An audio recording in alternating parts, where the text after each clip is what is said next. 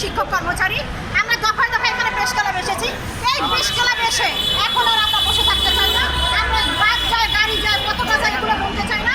আমরা সকল স্বীকৃতিপ্রাপ্ত প্রতিষ্ঠানের একটা নিয়োগ চাই। আমরা সরকারি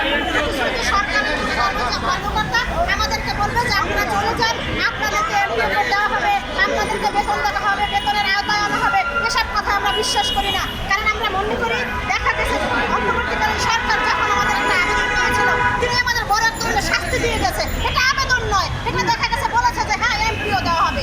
আমরা প্রয়োজনে যত নন এমপিও শিক্ষক কর্মচারী রয়েছেন আমরা রাজপথে আত্মহত্যা দেবো, তবে এমপিও নিয়ে আমরা বাড়ি যাবো। প্রতিষ্ঠানের এমপিও চাই।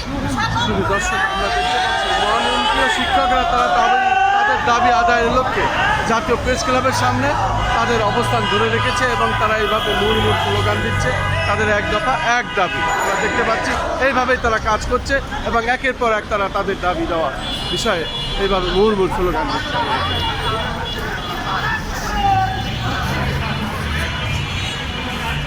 খাবার